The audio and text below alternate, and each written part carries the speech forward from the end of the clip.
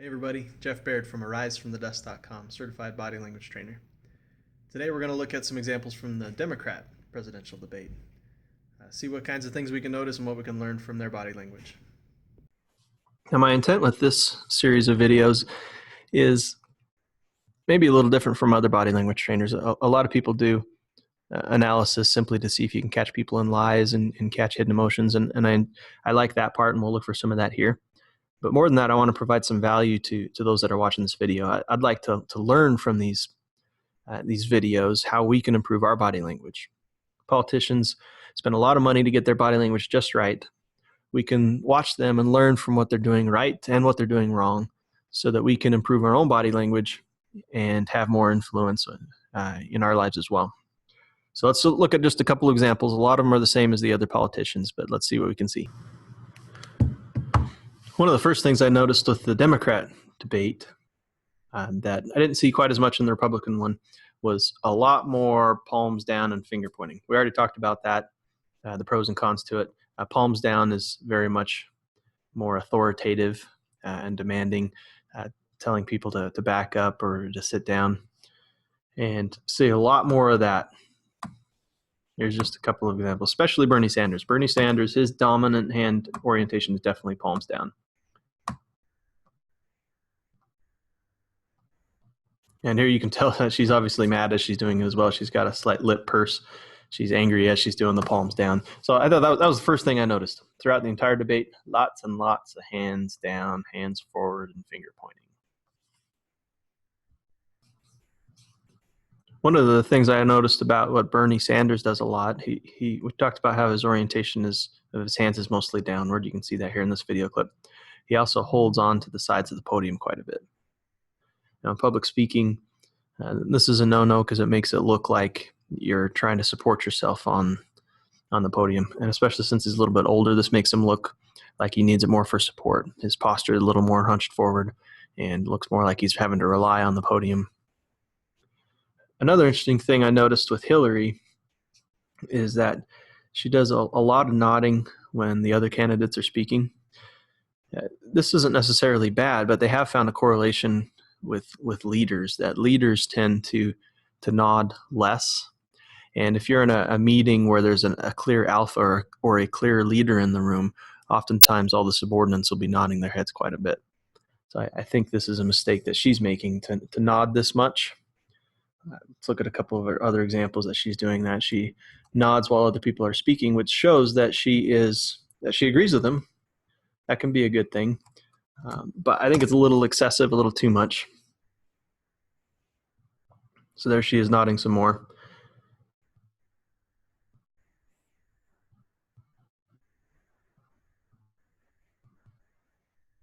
So it's not necessarily a bad thing, but it's not something you typically see with leaders.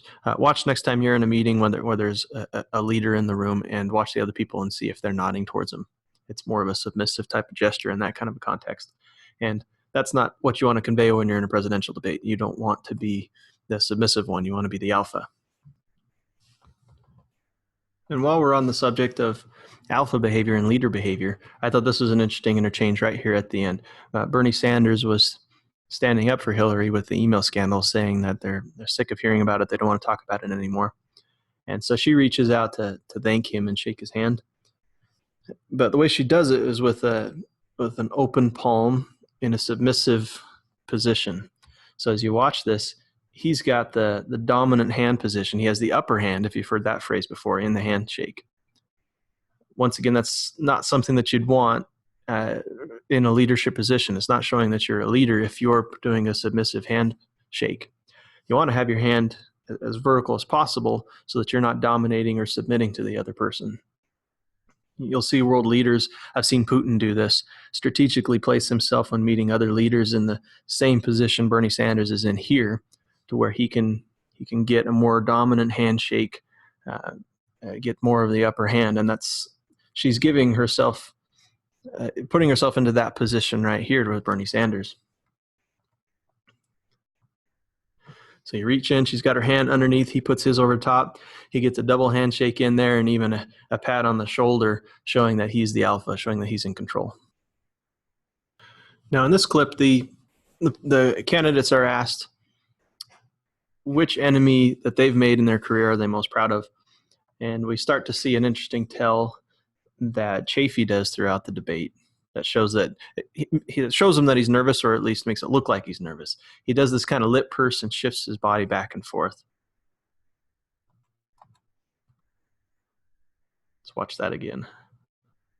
Lip purse, shift back and forth. Now, it's not an isolated thing. He does that throughout the debate.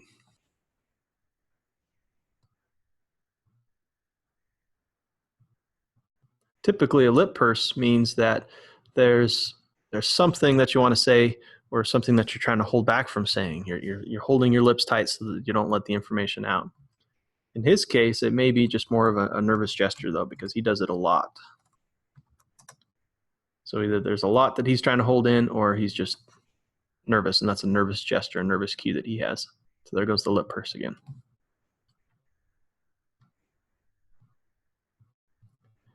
If we had more time to see him in a normal setting, we could see if that's a normal punctuating type of facial expression for him, or if this is just something he does when he's nervous in front of people. While we're on the subject of lip pursing, there's one from Hillary right there. So once again, pursing usually means that you have something that you say, that you're thinking, that you're trying not to say, that you're trying to hold back.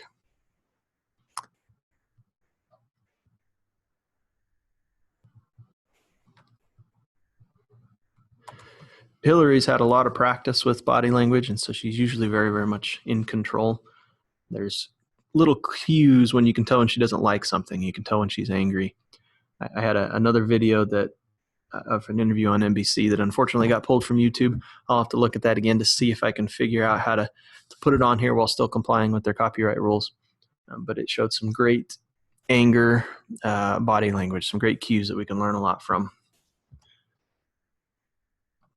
One of the things that she does when you start talking about something that she doesn't like, she's keeping very much in control of her body language and her expressions, but then you see her eyes start to close, and I'll show you that here. Okay, there's a slow eye blink. This is a very subtle form of blocking when there's something that she doesn't want to see, doesn't want to talk about, and then she'll do kind of this slow eye blink. It's something she doesn't want to see, doesn't want to face. And that fits the context here. She's been dealing with this email scandal for a long time. She's sick of dealing with it, doesn't want to talk about it anymore, but she's trying to come across as composed in her body language, and then just little gestures like that leak out. And if you watch that interview on the Today Show on NBC, then you'll see that she doesn't contain herself nearly as good. The anger clearly comes out because she's sick of talking about it. There weren't as many heated interchanges between the candidates as we saw in some of the Republican ones. Those are oftentimes where you see the most interesting emotional body language. But we did have this interchange between Bernie Sanders and O'Malley on gun control. So let's watch O'Malley first. He's talking about something that he's obviously very passionate about. Here he's talking about gun control, and all of a sudden you see a closed fist. A closed fist shows anger.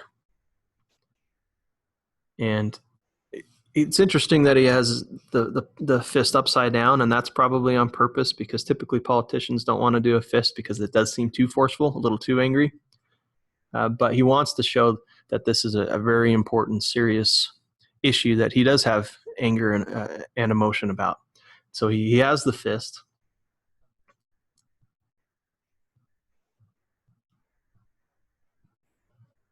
And at first I might think that was completely strategic, that it was all on purpose, that maybe it wasn't even genuine anger.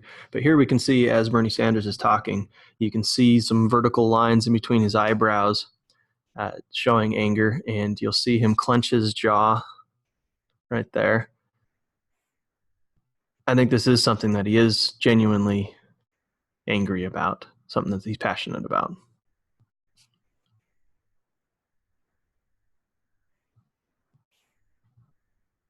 And Bernie's doing the palms down thing. That is his signature move.